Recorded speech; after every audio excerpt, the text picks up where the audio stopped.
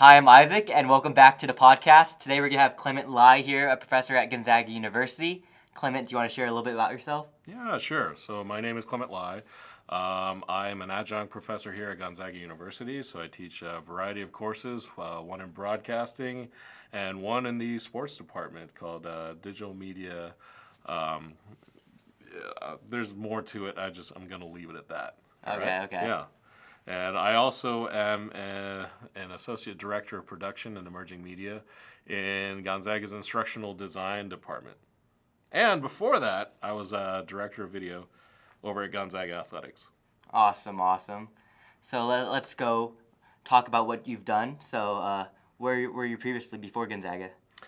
Previously, I was had a career in the film industry. I was down in Los Angeles, and I did all sorts of jobs. Basically, the goal for me was to get as much experience in filmmaking and just capturing really cool footage and figuring out what is compelling media. And what was the biggest project you worked on while being in Hollywood? Ooh, the biggest one. I'll just say when I started really early on, I picked up extra work, right? And so being an extra, you get thrown onto all kinds of productions, and I was fortunate enough that I got thrown onto Mission Impossible 3 right away, Nice. and there was a movie called Click with Adam Sandler, and then I had to turn this one down because I couldn't work for a week straight, but there was Fast and Furious 2. Wow. Okay. Yeah. Too Fast, Too Furious. Too Fast, Too Furious. That one was a good one. Yeah. So we talked about what you did previously. Let's go all the way back. So we talked before this. You grew up in Spokane, and obviously Spokane's a lot different than Hollywood. Yeah. So let's talk about your childhood. How was that like in Spokane? Yeah. So I am an immigrant. I and my family came from Malaysia. Okay. So I was 8 years old when I came to Spokane, and the reason we picked Spokane is because at the time you have to have a sponsor, and so my father's sister was married to a man and they lived in Spokane, so that's how we ended up here. It was definitely a huge culture shock for me because being in Malaysia, I'd never seen snow. Yeah. I thought I spoke English because in Malaysia you do learn English, but it's definitely a British style of English. So what I encountered here was definitely way different. Yeah. So. Do you have any memories from Malaysia? I do. I was in it till standard 3, which would be third grade here. So I remember quite a bit. I remember, it's very tropical. The food is, of course, something I remember a lot, and I've got lots of family over there. So we keep in touch. I'm trying to think of some memories that would stand out. Probably just different. Everything was different. Yeah. Different toilets, different. Yeah. Yeah. You know what I'm talking about, yeah. Yeah. Explain the cultural differences, because obviously Malaysia is super far away geographically, and of course in culture, Asian culture is a lot different than what we know in today American society. Explain those two different cultures and how you had to adjust in that way. Yeah. Growing up in Malaysia, it was not a big deal to, I would say people were just more caring for each other. Okay. My parents would have no trouble leaving me at a neighbor's house or something like that, and people just kind of watched out for each other. Yeah. I'm speaking, of course, of the Chinese community within Malaysia. Yeah. Because there's 3 main populations there. But even then, we had neighbors of all different types of cultures, and I think it was oh yeah, you need help watching a kid today or something like that. Yeah, I'll watch your son for you, something like that. I'm not saying that doesn't exist here, but when we came here, we didn't know anybody, and it was just kind of it was very much keep to yourself. Yeah. Kind of, and of course we obviously look very different from the main population here. Yeah. Back in the day, so it took some getting used to for sure. There's a lot of culture shock, as I said. Yeah. So how was it growing up in America? Obviously, where you are now, you're focused on the filming and all that editing, all this media content. Where did that really start? Because I know back then it wasn't as prominent as how it was in my childhood. Yeah, so to answer your first question, like I just remember like my first day in third grade in the U.S. In the U.S. My teacher was kind of like, "Hey, we have a new student. He's gonna talk to us a little bit about his culture," and I was like, "What? Nobody told me that." So like, I Just had put you on to, the like, spot. Yeah, it was right on the spot right away. It's like back then they had like overhead projectors, and like so she's like, hey, "Why don't you show us some Chinese characters and write something for us?" And I'm like, "I'm in third grade, yo." Like, so like I wrote the only character like I knew at the time, and she didn't understand that like in Malaysia. And like, you're also in third grade. Yeah. Everybody learns English first, and then you have your mother language. And a lot of people are kind of illiterate in Chinese that are Chinese there. So I just wrote what I knew, kind of like faked it. So I would say that probably had something to do with like right away. Me as an 8-year-old was kind of like, okay, I gotta like figure this stuff out fast because there's stuff that's coming my way like that I don't know anything about. Definitely like a core memory that really stuck with you probably as you grew up. You would like reminisce and look back upon that time. Oh yeah. Yeah. No, I mean it's it was scary. Yeah, you know, for sure. Because I came in like April. Okay. And there's like 1 month of school. Yeah, there's left. like school's basically done. So all the kids, they knew everybody. They knew each other. They were already had their friends and stuff like that. I was just this kid that came in. Yeah, especially third grade because you usually grow up kindergarten, first grade, second grade. It's still you might not be in the same class, but like you know who's in your grade, and then you just keep moving up with them. Yeah. And you just came in end of the year at the like middle of elementary school. Yeah. So you felt really isolated then, you would say? Oh, yeah, because it was kind of like, my parents took me to school the first day, and they're like, okay, well, I just follow them. Like, they're going to tell you what to do. Yeah. And, like, nobody told me what to do, Excuse me. So it was very much kind of like me, like, asking, getting a reaction of like, don't you know how to do this? And oh, right, you're the new kid, and then like kind of like a backhanded like kind of like, hey, this is like you adjust to us, not we help cater you to you. So I was like, oh, okay, that's how it is. So it was very much to my advantage at the time. I remember thinking like, if I learn this culture as quickly as possible. And then to answer your second question, that's, I think, how I got interested in filmmaking. I remember, like, one Christmas, my parents got a camcorder. It was like a VHS camcorder.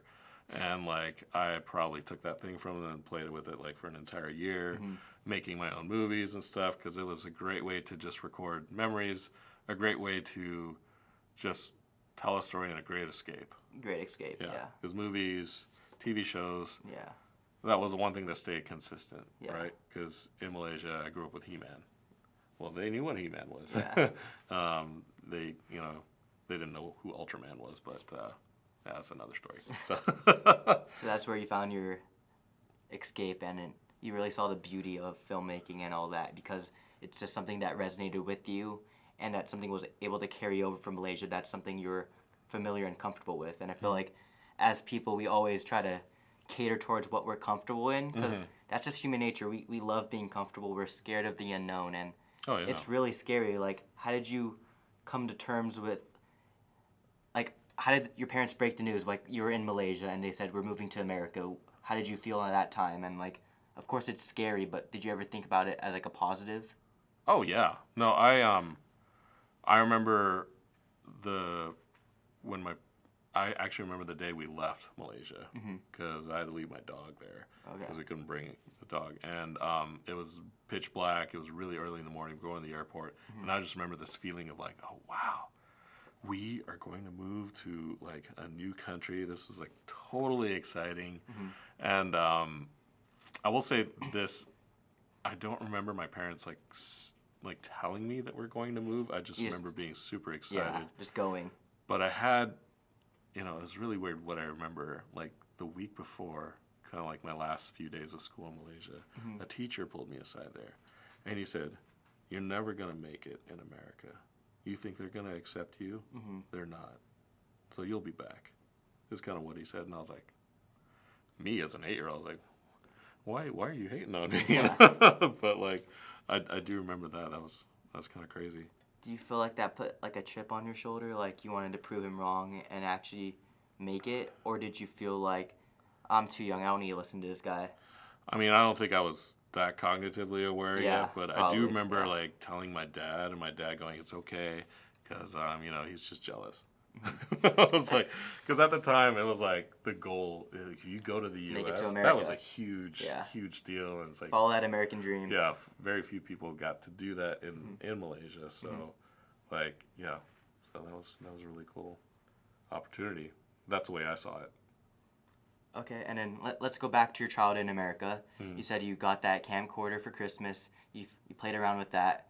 What was your favorite like film you made like as a kid? Like I know you probably like recorded a bunch of things like, oh, I'm at the zoo, or I'm doing this, I'm doing that. Like what's like, or like you would make like maybe like a Lego cinematic movie. Oh. Or like what's your favorite like childhood like movie you made? Not, of course it's not professional, but just like just a little video that you made. Do you remember a movie called Independence Day? It was Will Smith. I remember that, yeah. So there's this scene, and I recreated it on the camcorder, and it was like a rack focus, which is like, it was a scene where Will Smith is like looking left and looking right, and his neighbors are like, they're acting really weird, and then he finally looks ahead, and there's like a giant alien spaceship in the sky.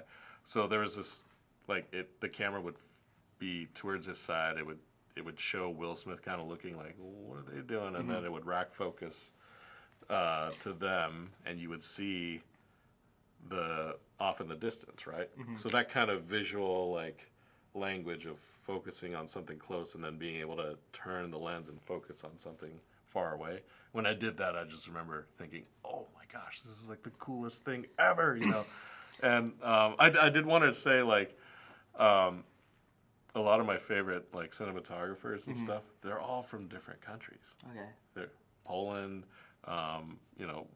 Eastern European countries. And I think it's because, this is my personal opinion, I think it's because we all had to grow up getting used to a different culture. Yeah. And so that visual eye that developed in us kind of naturally lends itself to like filmmaking. Yeah. Yeah. It gives you that perspective of like, well, this is how I see things, which is a slightly different from how you see things, and maybe even something you never thought about before. So that I've found that innate thing is there to help me like pick, okay, what camera angle do I want to use and that kind of stuff. And I feel like there's different storytelling when it comes to people from, whether if it's Poland and outside of America or like in Germany, there's different stories that they can tell. Absolutely. And they show it in a different way. Is that something that drew you in, and that's why you appreciated them when you were younger? Yeah, because like, a lot of times in media, it's like a comedy, right? Yeah. It's really, a lot of the jokes is a reflection of ourselves. Like you're making fun of like the way we do things, or why people say things like this, and even so that requires a slightly different viewpoint. Yeah. Like a lot of famous actors in Hollywood are from Canada, because they're just slightly different culturally, but they're able to sort of put it out there in a way that kind of shows the viewers, the audience, like, okay, I never thought about that before. This is how I do things, or like, so that makes it entertaining. And what was your favorite movie as a child? Like, what drew you in? Airplane. Airplane. I probably have seen that movie more than any other movie, and probably shouldn't have seen it as early as an age. I remember watching Airplane for the first time. I was like, what the heck is going on? And then Kareem Abdul-Jabbar shows up, and I'm like, the basketball player? Yeah, exactly. And you're like, what the heck? Because it's just so random. Just like everything gets thrown at you, and you just don't know what to expect. Yeah. And I feel like, were you able to relate to that in a way where you came to America and you got all these things like thrown at you, and you were able to relate in that way? Because so much of that movie is like making fun of the unwritten rules of Yeah. culture. Kind of like, oh yeah, you expect somebody to do this, but instead they just go and do something completely insane. And Were you ever like confused during the movie, and that's how you like learned more about American culture? Oh, of course. Yeah, like probably to its detriment. That's how a lot of the world learns about America is through the movies. Like, I think for me, I was trying to think. MacGyver was like a favorite TV show growing up. And I was like, oh man, like Americans are totally like, these like genius like innovators and stuff like that. They can tinker around with stuff, and I never met anybody like that. Because like I know people that didn't really know English, and they came to America and they watched Friends. Oh yeah. And that's how they got really assimilated into the culture. And I'm like, Friends is a great show. Yeah. I don't know if it's an accurate representation of what America is. You're right. It's just a sitcom, but it is a great show. Yeah. Oh, totally. And even today, it's so funny how that's impacted the whole world. Yeah. It's still on every single night. Yeah. And I love that show. That's one of the shows I grew up with. Yeah. And I could, like, one of my like things is I could name the show, like watching it 5 minutes in, I can know what episode it is. Yeah. That's pretty bad because I've watched it so many times, but it's just a comforting thing that I could have on in the background, and I don't need to pay attention to it, but just like hearing it just brings me comfort. Is there a thing for you that brings you comfort like that? A show or a movie? A show or a movie? It's funny. I was just thinking in my head, like, oh, for me that was making models of cars, and in America, like cars were huge. Compared to like Malaysia and our little tiny like cars. Like over here, I was just like, whoa, look at that truck. Like you own that? That's not like a company thing. Like that's just a huge truck. I'm trying to think of a show that really did it for me. I don't know if there was a specific show. I just remember like, weekends, like thinking, okay, what movie is coming out? What am I gonna watch on Friday? Because it was like, you don't talk during movies. You watch them, you engage, but you're also like in the dark with a whole bunch of other people in the theater, and you're seeing what they laugh towards, what they cry towards, and stuff like that. So it's a little bit safer to observe culture because you're not actually having to stumble through it all. So yeah. I feel like the beauty of movies is they're made to make you feel like emotion, just raw emotion. Like if it's a horror film, I hate horror films, so I get freaked out. Or if it's like a rom-com, it's like this warm fuzzy feeling. Or if it's just like I don't know, Crazy Rich Asians, you have that comedy, you have that sadness, and just the blend of that. I feel like that's what makes movies what they are, because it is that escape from reality. You get to watch these people on the screen and just you don't have to necessarily relate to them, but you just understand their stories. Is that something that really drew you into movies? Well, first I want to say, like, when Crazy Rich Asians came out, that's almost where I came from, right? They go to Singapore. Yeah. And so I was kind of like, oh my gosh, I got to watch this with my parents. And like, they're going to see all this culture and stuff. Because, I grew up in an age where a lot of movies just were not very diverse. Yeah. So seeing that movie go into theaters and just explode at the box office, I was just like, oh man, this is satisfying. Just to see that come to life, because that's kind of what I wanted to do in Hollywood, but never really got the chance to.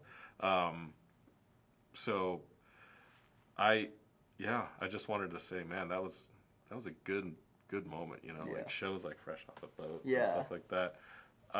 It's so funny, like how much of that was so true to my life. Yeah, it's relatable. Yeah, you understand the jokes. Well, I mean, like there was this one episode where one of the kids figures out that the drying rack in his house is actually a dishwasher. It's Yeah. like a working Yeah. dishwasher, and he 'Cause just wasn't allowed to you use just it. wash the dishes by hand. You don't turn it on ever. Yeah. You just have it dry there. Exactly, and I grew up exactly Yeah. like that, and I was And like, then- "Oh my gosh, it's not just me." Yeah. Like, And then coming here, Yeah. so I have a lot of roommates that are white, and I would do the dishes by hand and then put it in the dishwasher, not to use the dishwasher. Yeah. And they're like, "What are you doing?" Yeah. And I'm like, "I'm using it as a rack. I gotta make sure it's clean. I feel like I do a better job washing it than the Yeah. dishwasher can." Yeah. So I mean that kind of like those jokes are hilarious. Yeah. You know? And for me, like I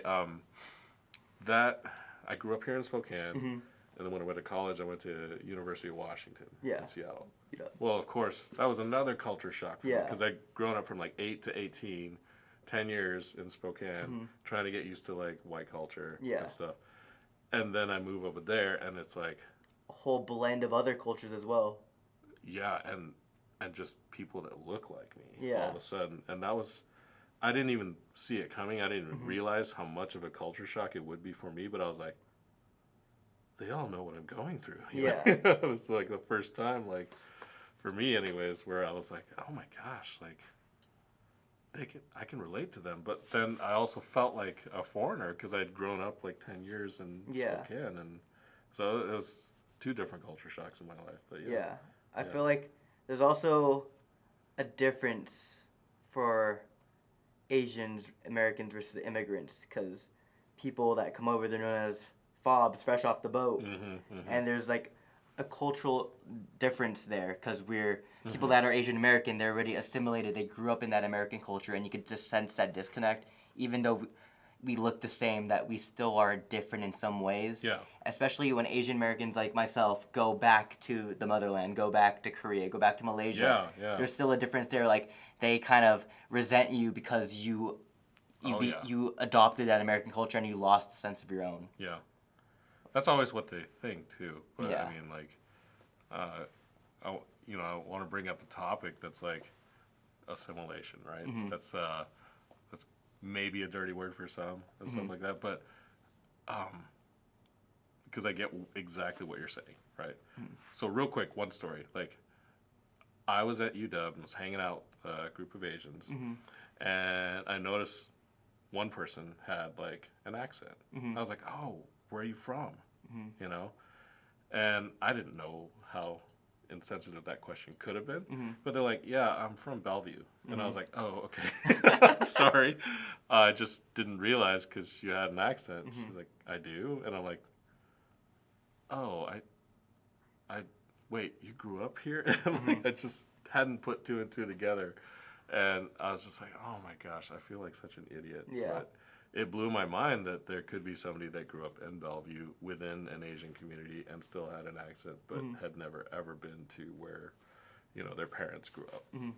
So, but to add to that, like, I always view it as like, I'm not the only one assimilating, because one of my really good friends, who had never been exposed to any kind of Asian culture, who grew up in Spokane, so Yeah. why would he? He would never have seen anything. Like, he recently told me, he's like, I had the most fun growing up with you, and I had the most, like, challenges, like, just seeing a different culture. Because for him, like, eating bread every day was, like, nothing, right? Yeah. But for him, like, me eating rice every day was like, whoa, that's weird. I'm like, that's not weird. Like, you what you're eat used bread to. every day. Yeah. So, like, but then he grew up, and as he got a family, like, he makes it like a point now to like always be inviting like foreign exchange students. He likes to be the host family and stuff like that. He told me one day, he's like, yeah, I did that because I grew up with you. Like, you were kind of my family. I was your foreign exchange student. I was like, huh, never thought about that before. Change your perspective. Yeah, so I realized at that point, I was like, well, it wasn't just me assimilating, but everybody else in that classroom or wherever I was also learning from me and stuff. But, yeah, so I just want to throw that out there.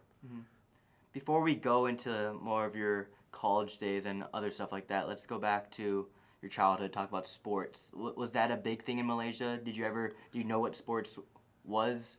And then how'd you learn about it? How'd you did you ever play any sports? Because I know you work at Gonzaga with the athletics department, and you have to have some familiarity with sports, obviously, to work in the athletic department. Like, where did that start for you?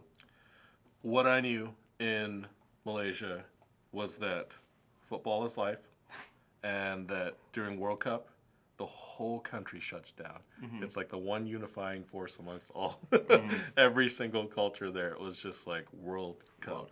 And then I came here and like, no, we call it soccer here, American and it's football. not a thing that we do. And I'm like, what do you mean? Like, we're into football here. I'm like, so am I.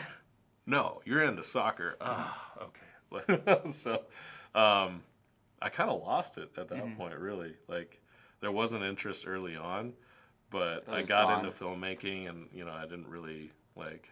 Well, first of all, I wasn't always the first to be picked on a team. Growing up in Malaysia, I wasn't that fast, so soccer wasn't like my sport. I do remember like Malaysia, there was like a lot of badminton, so I knew that. I knew tennis, but growing up here in the U.S., I paid attention to the Super Bowl and stuff like that, but it just kept in my mind being like, well, this is like this country's sport, Yeah. Have you seen Ted Lasso before? when he said football, not too much. Yeah. So when he said football is life, there's this one guy on that show that just screams football is life like every 5 seconds. So that's what that reminded me of. Yeah. So let's hop back to UW, back to your college days. What did you study? I studied. Gotta think of the name. It's a comparative literature degree with a focus in film studies. Okay. Yeah. So that was what I studied, and it was great. We got to just analyze films and study it like crazy. Yeah. What are your best memories of college? Ooh. Well, I transferred in to University of Washington because I finished some college and high school. So I was only there for like 2 years. My best memories were always like the Asian community that embraced me, that like, showed me like, hey, we all have similarities, we all have differences, but we can pull for each other. Yeah. I mean, that was probably my best memories. So, yeah. How does Asian food in Seattle compare to Spokane? Obviously, it's a lot better. Like, coming from San Francisco, Spokane Asian food did not compare. I was like, what is this? Hey, man, when I was growing up here, there was Americanized Asian food. Yeah.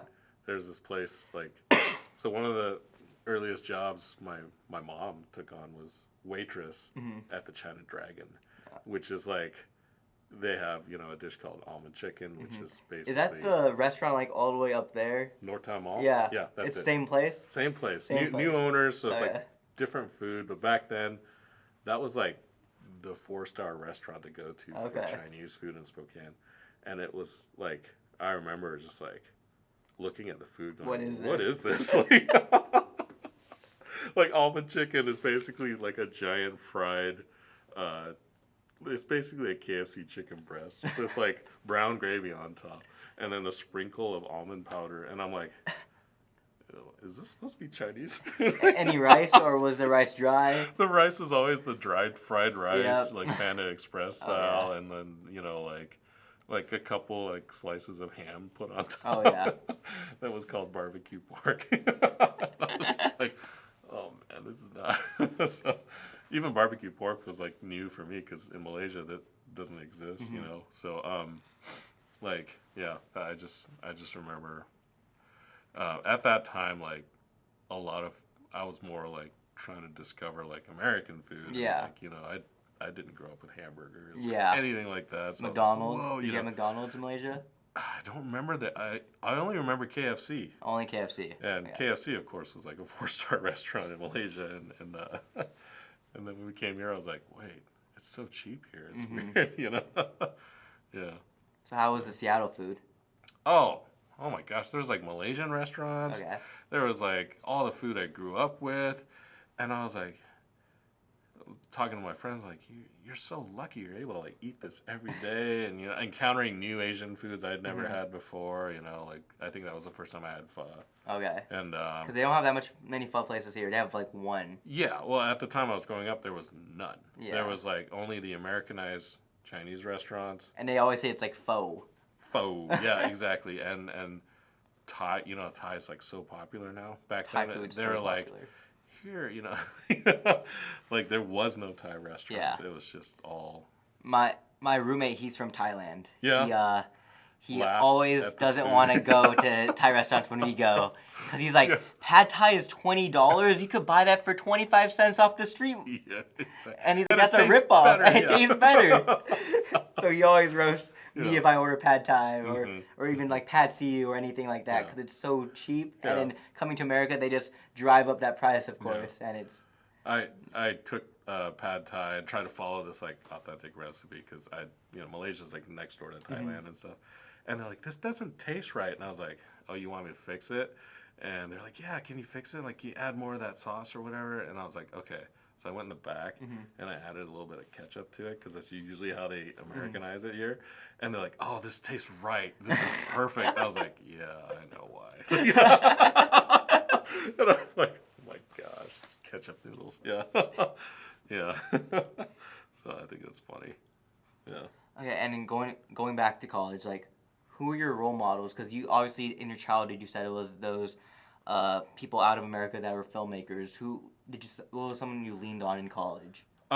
So I was looking for opportunities. One of the great things about the degree that I got there was they had like a ton of credits and internships. And so like I interned at a news station and figured out, oh, I don't want to do that. And I basically met a Korean American guy. And I'll just use his first name. His name is Jay. And he like was working in the commercials industry there in Seattle. So at the time I was going to college, like all the production was going out to Vancouver, BC, because they had way better tax credits and stuff. So Seattle was kind of dried up as a production town back then. But he was making a lot of money in commercials, and so I reached out to him because it was a friend of a friend. And I was like, hey, I'm looking to start anything in filmmaking. And he's like, oh yeah, let's grab a coffee. And then he like took me on. He probably like he gave me a job as a PA on a commercial, and I got to like be in the room as they made dope. stuff. Like, yeah, and I was just like, wow. Man, I got this opportunity. And he basically told me up front, he's like, yeah, I'm gonna give you this opportunity. You gotta use it, and make the most of it. you make the most of it. And I was like, oh man, thank you so much. And I think he just saw that there aren't any Asian Americans doing any production at the time except for him. And he told me one time how he got into it was basically he made a short film just on his own dime. He got like his buddies to help him make a film, and it got kind of some recognition, and it led to like Kia actually hiring him to do a car commercial, which is dope. huge. That's I was huge, like, whoa. And so like he got some recognition, built his career off of that. So I was like, wow, that was so cool. And the film was about a little boy growing up in a culture, basically the same story as what I was doing growing up. So it was really relatable. yeah, really relatable. So yeah, it's called My Brown Eyes. So it was really cool. Okay. And what was next after that internship and opportunity? Where'd you go? So I applied like crazy down in Los Angeles, and I basically said like, hey, I'm moving down, or hey, I live in LA, knowing Was that the I dream? was going to be. Yeah. You always had that plan? Yeah. And so two things happened. One, I scored an internship, or I thought I did. Later on, I found out I was in line for a final interview, and I was like, what? I moved all the way to California, and I actually don't have this. But I got it. And then the second was I was doing all this production work and stuff like that, and one guy I knew, he was like, hey, I'm sick. Can you cover for me? It's like this new show. It's like crab boat fishing. It's called Deadliest Catch. Can you cover for me for one day? And I was like, yeah. I didn't even know how big it was going to get at the time. Yeah. So like like being able to do that and make some connections early on in this industry really helped out. So I'll just say like, to anybody that's like, going to be doing this kind of work, doesn't matter who you are, always try to do your best work, because people will notice, and then, just make the other person look good, like, and it'll lead to good things. So what'd you do on Deadliest Catch? Were you actually on the boat at night? No. I mean, so Deadliest Catch at the time, there was just basically a very skeleton crew, and we were at the point, this was at UW, so it was in Seattle. That's where they winter the boats. Like, so I was on the Northwestern crew. So basically, I got to like carry around the tripod and camera, which is actually a huge deal if you're in the film industry. So it's like camera assistant almost, but not. I wasn't doing focus or anything. So like I got to like help the producers kind of get the lay of the town and go film this and film that. So I never like made it up to Alaska. So I didn't really want to. That sounds scary. Like it's super there's dangerous. like clips in the middle of the night that the waves are crashing. They gotta save stuff. Yeah. So it was just the crew. I was on the crew basically to capture the boats like leaving Gig Harbor and like going up to Alaska. So Okay, that's dope. yeah, and so for a kid that's still in college, that was a pretty good experience, and it helped me get some work down in Los Angeles. But then the internship that I scored afterwards was all about like scripts and producing movies. Okay. So what I did was I became an assistant to a producer, and that is kind of like the step before you become an executive and you keep going and stuff. So I mean, I got to meet a lot of people in the film industry, and one person I keep touch with from time to time, his name is Dan Lin, and he's produced tons of movies, the whole Lego franchise, Sherlock Holmes with Robert Downey Jr. So at that time he was an executive at Warner Brothers. So I mean, he leads all these initiatives now to like help minority filmmakers and all that, which is super cool. So I got to meet like some really, really cool people down there. That's cool. Yeah. Yeah. So what does he do with that? Like he just speaks to the younger crowd and next generation about how you follow your passions and you pursue filmmaking, or what does he do? He went further than that, and he actually he organized like a you ever heard of this thing called Project Green Room? No. Anyways, sounds familiar. Or kind of like it's almost like a little school, a little mentoring organization just for these film. minority filmmakers. Okay. So that they can advance in their craft of telling stories. So that he would go to that length to organize so deeply, huge respect for him. Because there was nothing like that at the time when I was coming up in the industry. I kind of found like, oh, okay, so if I want to be an actor, at the time I think the big TV show was Heroes. And there's an actor named Masaoka on there who played this kind of like stereotypical Japanese character. But yeah, that was kind of like what was offered.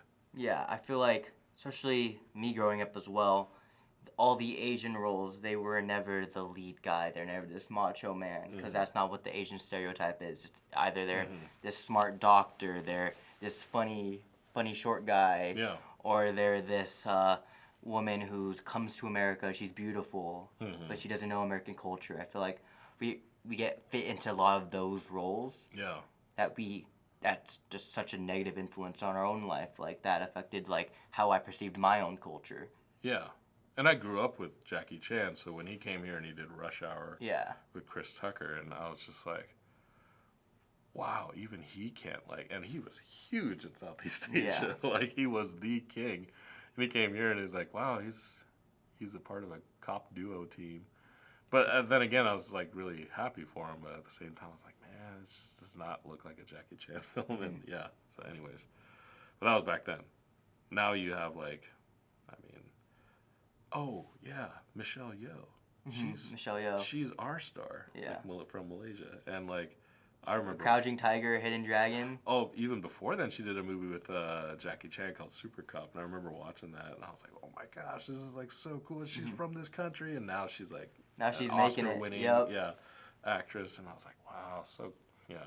Yeah, and all the she's gonna be in Marvel movie. She was in a Marvel movie. She was in Crazy Rich Asians, obviously. She was yeah. in Everything Everywhere All at Once. Oh, yeah. She's making it to all these films now. Oh yeah, yeah. So I mean, it's just been cool to see her career progress and Yeah, progress. it's been like a rapid yeah, ascension. yeah. She's broken a lot of boundaries. I feel like So I mean, it's so cool to see that. You know, I feel like I was right in the industry just before it kind of turned. Yeah. And more opportunities came in. So how was it watching that change? Because were you still in Hollywood, or did you leave by then when all the Asian Americans were able to enter Hollywood? I left in '08 because there was a financial crash. I had gotten married the year after that and realized, like, well, I can't, if I want to raise a family or whatever, I can't do it in LA. And so I left the film industry. How did you come to that decision? I think I realized, like, well, first of all, my wife wanted to move away from California. And at the time, during the financial crash, there just weren't a ton of jobs available. Like, that crash really did a lot to the film industry.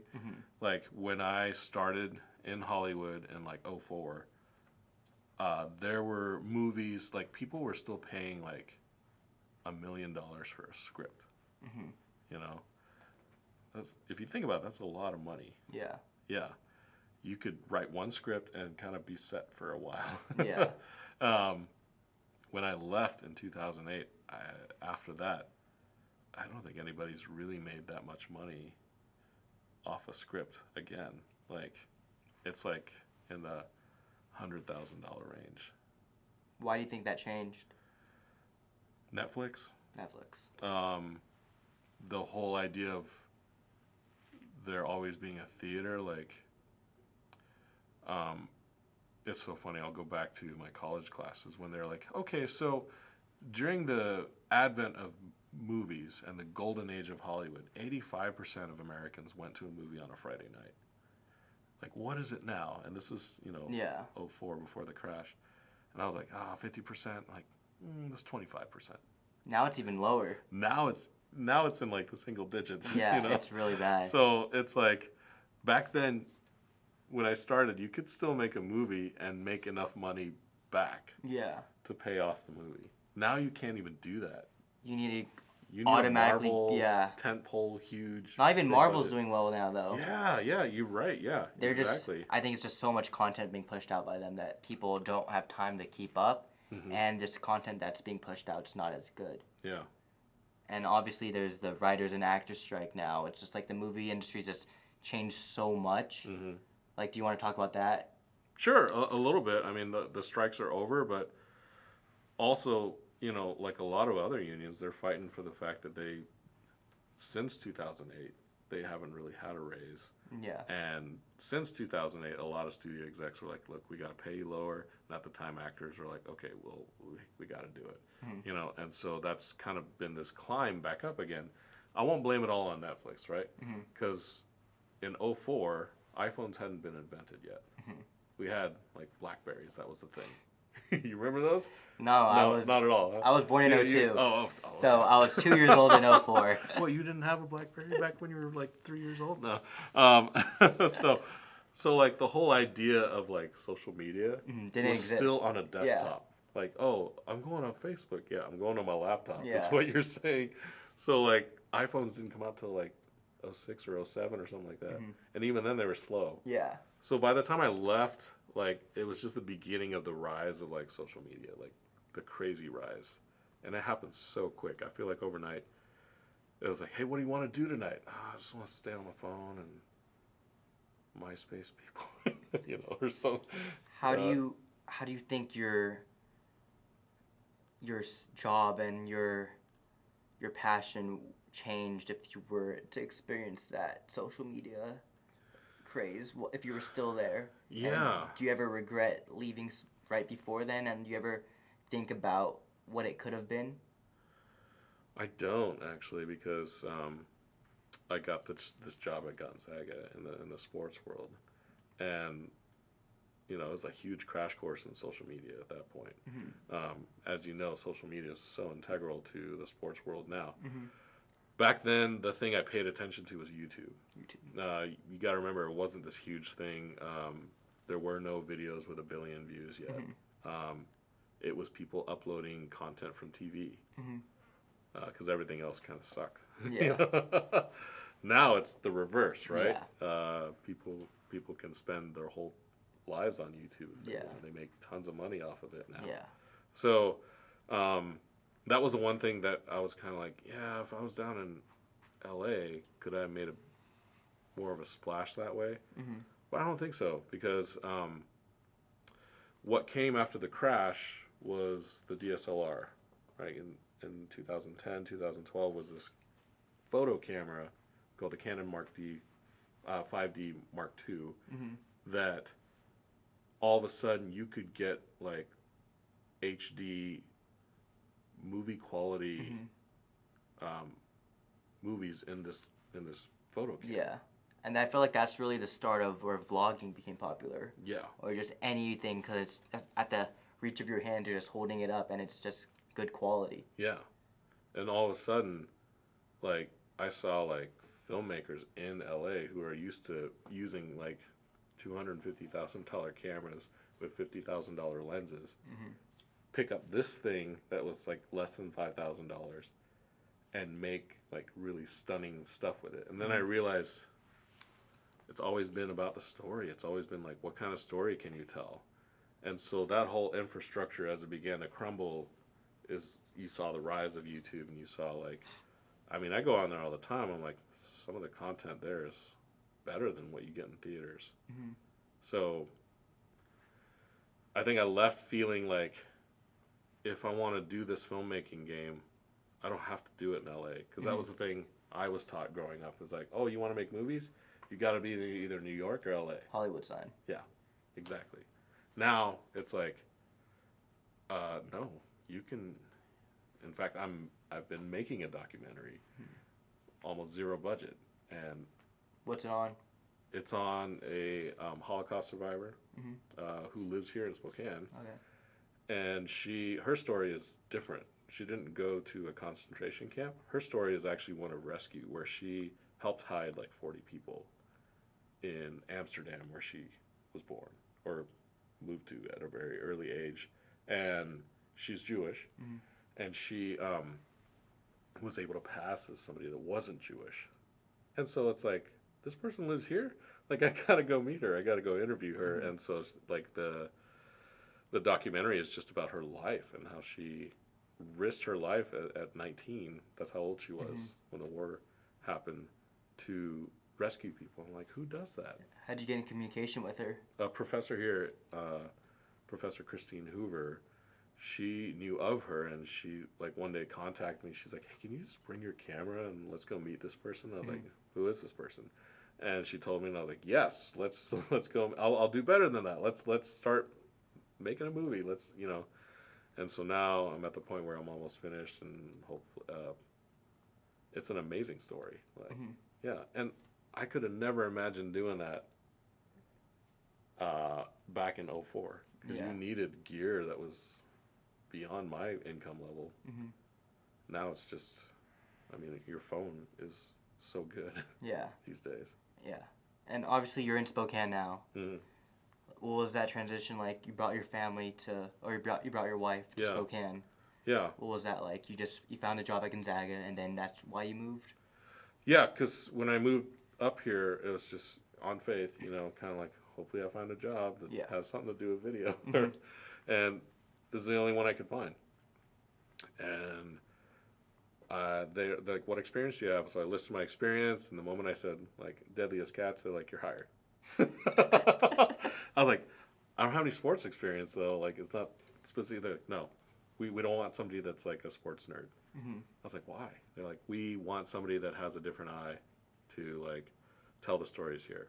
We need somebody that, like, knows what they're doing in storytelling. So I was like, oh, I can do that, you know? So that was what I did for lots of years. How many years?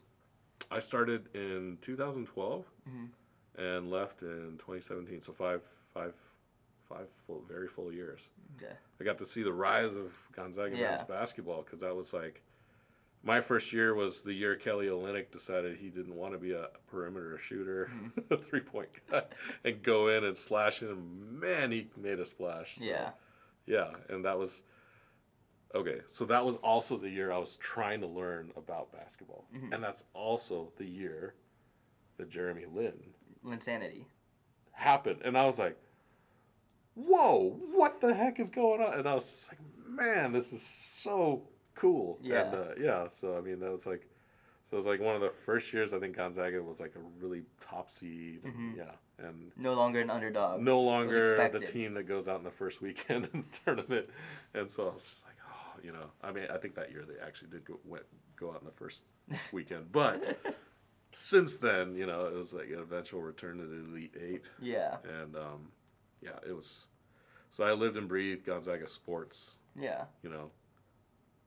Hey, everybody, we have more than just basketball. It's 14 sports here, Yeah. There was, a women's rowing team that was winning NCAA titles. There was so many different sports. But yeah. What was your favorite sport to capture? Man, they all have their different favorites for me, Like, I think the one that was most creatively challenging was rowing. Because how do you capture and tell a good story when people are just doing this? Yeah, same motion. And it's like, what do you want to know of that story? Well, who gets first? And you got to show the edge of the boat crossing the line. Right. So I was like, oh man, I never even thought about how I would show this, but they didn't have drones back then. So I was different game with drones. Yeah, and I was just like, I got to be on the shore because I can't be in the boat, and so it's like, how do you capture this? So that was good. Now, obviously, basketball is a very fast sport comparatively. Yeah. But I mean, baseball has its moments. Volleyball for sure is a fast action sport. So that was always hard to like capture in really good detail. Because not everybody understands the game right off the bat. Like if somebody manages to get their hand right on the court just before the ball bounces. To volleyball players, that's huge. Yeah. To somebody that doesn't know about the sport, they're like, oh, I big feel, deal. I feel like that's part of the storytelling, though. Like, you should have someone watch your stuff and not be able to know anything, but you could feel that emotion at that time. Like, that hand being down there, everyone's yelling. That must be something good. Yeah. Like, being able to tell that story without people knowing the context or the rules behind it. Yeah.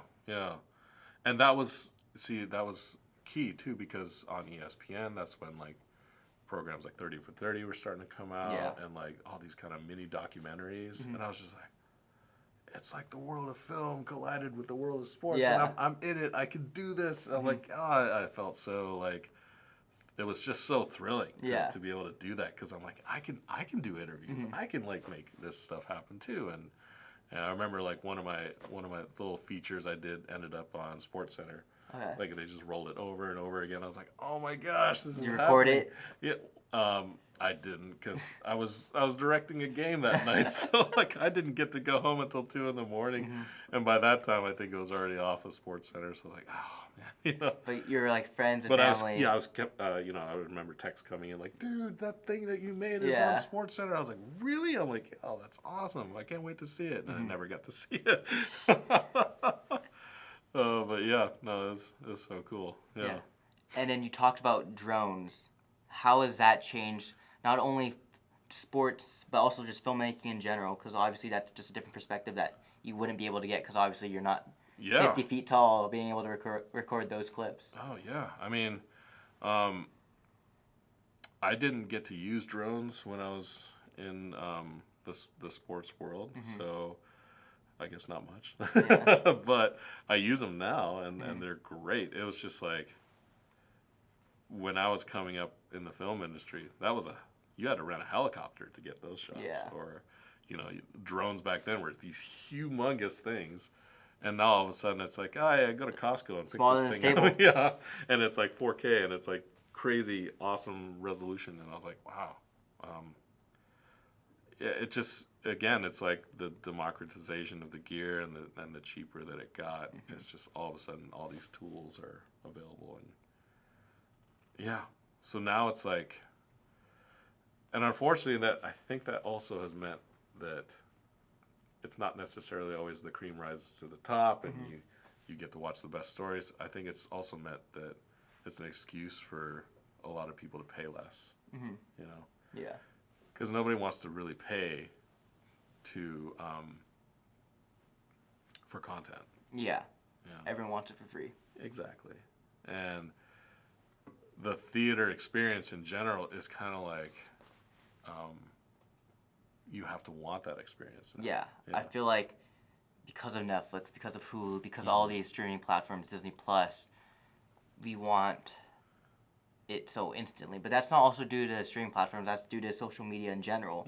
Because we have clips at our hands. We want everything instantaneous. We want it there. We just want it so fast that it's just not physically possible if it were in the movie industry at movie theaters, because we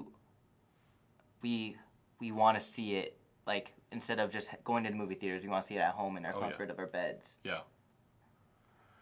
And, you know, yeah, especially with sports in general. I'm like, you can totally watch the whole game without actually watching even a broadcast now. Yeah. And it's crazy to me. I'm like, there's X, or formerly known as Twitter, and it's like it's like highlight after highlight just pops up, and you're like, man, yeah. So I think what people don't understand is that they're missing out on the big experience. You know, like even with going to a movie, I know it's a hassle for parking and popcorn costs like $20 or whatever. Yeah. I'm like, but you're in the theater and you're experiencing this thing, and for 2.5 hours you get to actually shut out all social media. You get to just engross yourself in the story, and that was something that everybody, when I was growing up, just got. They understood it. But is that something you miss? Oh yeah, I miss that. I miss real film, because I remember the projector. I could hear it. Yeah. Whirring in the background. And the moments after the movie when you're leaving and you're having great conversations with friends, and just like, oh man, that was cool, because we didn't have distractions. It wasn't like now where you leave the theater and the first thing you do, everybody does flip out their phone. And Reactions, watching YouTube videos on reactions of the movie that you just watched. Exactly right. And so like we have so many more things that are distracting, so it's kind of like you really got to pick and choose how you want to live your life now. So it is what it is. Yeah, I feel like in my childhood, like, we had the whiteboard, and then we had that projector showing like a video on the whiteboard. Then that became outdated. There's this electronic board called a smart board now. Oh, we'll use that. And we're like, wow, what is this? And now that's pretty outdated. Just like seeing all this rapid growth of technology just changed my childhood. I can't imagine you growing up basically with no technology to this rise what it is now, and just changing the whole landscape of what you knew. Yeah. The movie industry, sports, everything. It just completely changed the game, and it's just a different game now. Exactly. And it's kind of, things, it's progression, right? It's progression. Things do change. They will change. But I feel like there's opportunities to sort of like hang on. Yeah. Broadway is still a thing, right? Yeah. People want to experience theaters, a play, because it's the top thing that you could see in the theater world. But I hope theaters don't actually get that expensive. But like, I kind of feel like that's where it's headed. Yeah. We had a talk the other day. You always brought up opportunity. I feel like that's something you've been saying constantly. Yeah. Like, what was that opportunity for you growing up? How do you see the opportunities that you were given, and how have you taken advantage of them? What do you regret that you didn't take advantage of, and what are the opportunities that you hope to give to the next generation? Yeah, whether it's through my upbringing or just my personality, or just even the barriers I encountered, I felt like I held myself back too much. I should have went for it even more. How but so? that's, well, like, so when I moved down to LA, like I told you, like I didn't even have the internship. I just did it, and it paid off huge. Mm-hmm. That was a bold move on my part to just blindly move down to LA, knowing nobody except this one address, and hoping that it works out. And you could do that when you're young, you know, you don't have family and stuff like that. I just wish I'd done more of that. Take more risks. Mm-hmm. Yeah. No matter if it pays off or not. Because even if it doesn't pay off for you, like, it could pave the road just a little bit more for somebody else that's like you. Opportunity for someone else. Yeah. Because now that we live in a world where Crazy Rich Asians and these types of movies exist, it's not so crazy to think anymore about Asian American actors being just more of them, you know? And so I was just thinking, I was at the birth of YouTube in LA. What could I have done that would have put some content out there? Because all of a sudden there was this new audience. People were like, what, this is free? I could just watch this? And all the content sucked back then. We didn't know it sucked, but, you know, I could have put myself out there some more. Yeah. And now you're a professor here. You're away from the camera, from athletics. Yeah. How have you seen teaching as an opportunity to spread your knowledge? And, like, how has your job and situation changed since you're not doing athletics anymore? Explain what you do now. Yeah, well, right now I make online courses for a living, and then I also teach undergrad courses here. So the opportunity is huge because at first I kind of thought, well, being an adjunct instructor is kind of like would get me teaching experience, but the traditional pathway of a professor these days, that's also crumbling and giving birth to other things. And I feel like, again, I'm at the apex here where it's like, oh, yeah, I make online courses and I teach real people. How do those things intersect? And the opportunity with a lot of my media experience is, well, we have a whole world of people that have grown up watching YouTube. Yeah. You know, and they're into really good stories. So now we talk about things where it's like, well, what if an accounting course had like a really compelling story to it? Would that be something that would be attractive to students to then learn within this kind of context, rather than just like memorize this, look at that, watch this boring video, or something, you know? And then, you know, I've been also asked, like, hey, you know, with your wealth of media experience, why don't you give opportunities to students, you know, like, for instance, this podcast. And just, like, be a resource now. Be somebody that helps, encourages, and motivates somebody that maybe never thought. Be that mentor that you had. Exactly. Yeah. Yeah, so that's what it's about these days. And hopefully it helps. Yeah. And I feel like, so last year I took your course. Last year I wasn't enrolled in this course initially, but I sent you an email saying, can I come in? I need to fill a class. Sure, And I didn't know what to do, so I emailed you and reached out to you, and you said, yeah, sure, just come in an hour and the class is starting. And I'm like, okay. So I wasn't in the class, but I still showed up. Like, did you wouldn't expect that a relationship like this would continue outside the classroom? I don't expect it, but I do hope for it. You know what I mean? Like, I'm always hopeful that any student would really take an interest in what I'm teaching. And then from there, that's like, I feel like that's when the deep learning really happens too. Yeah. I feel like that doesn't just go for teaching. That goes for just everyday life. Just like the conversations that you have with people and just sharing that.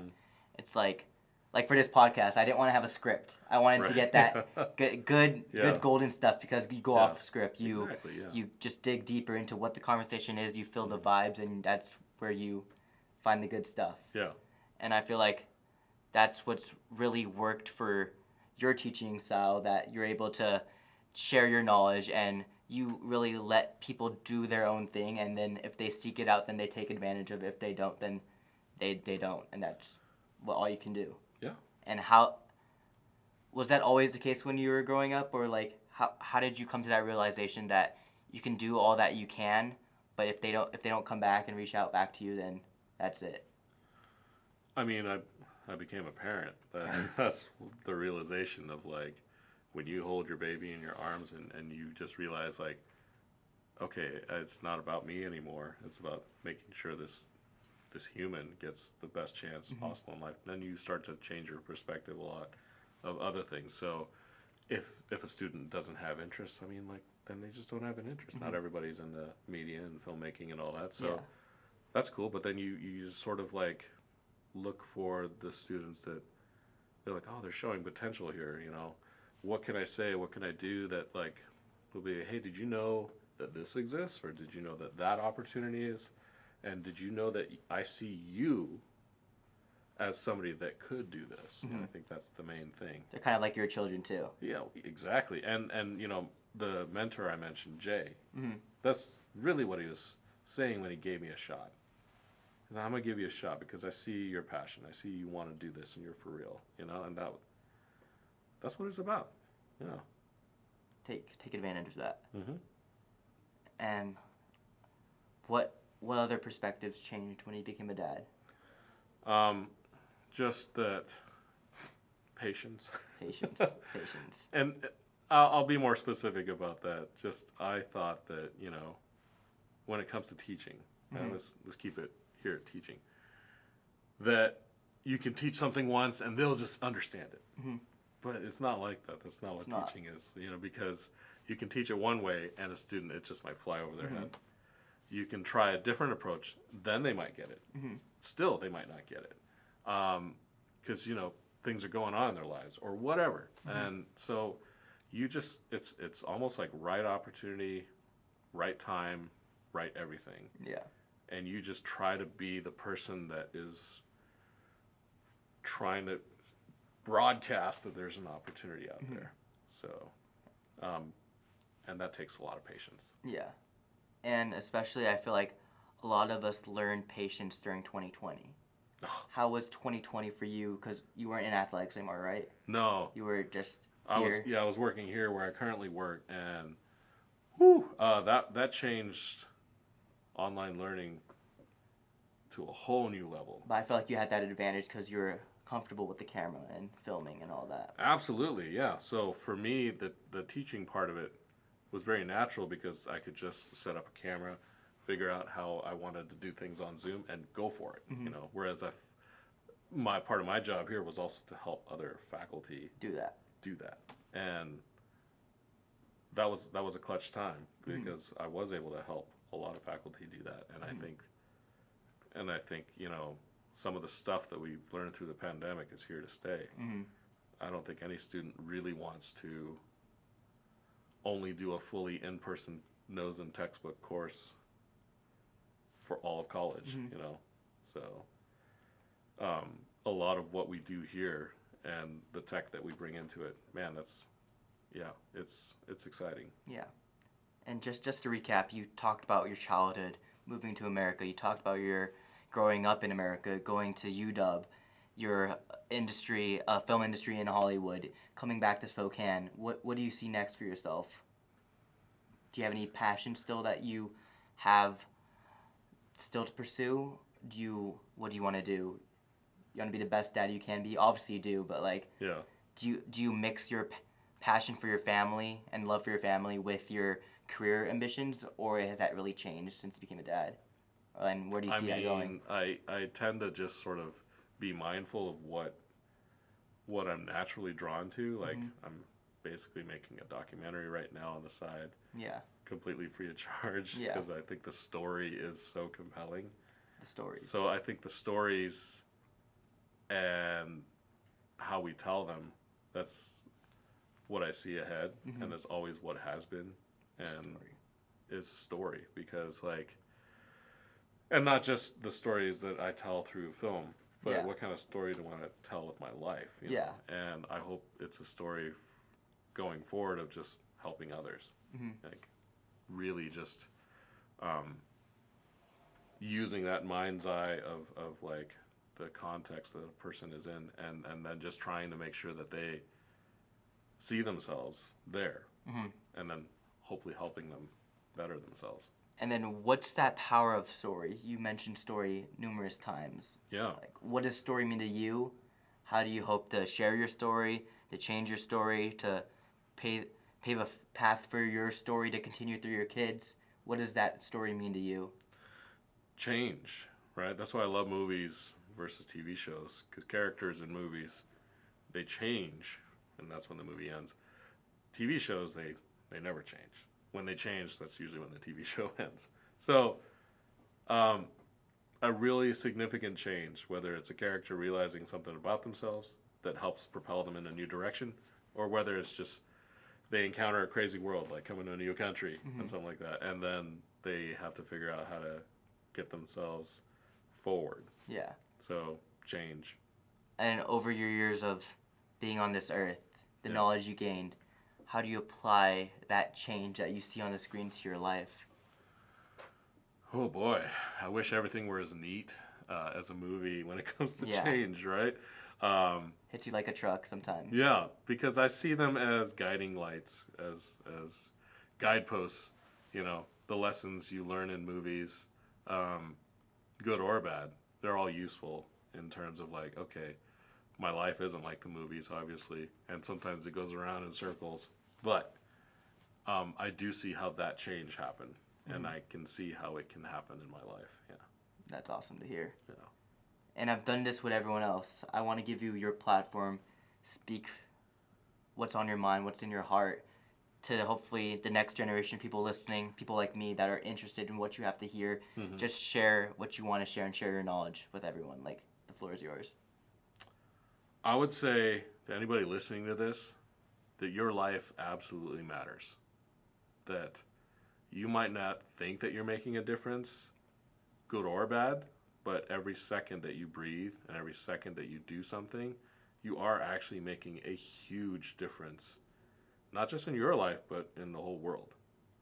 I cannot stress that enough, that everything that you decide to do really affects other people.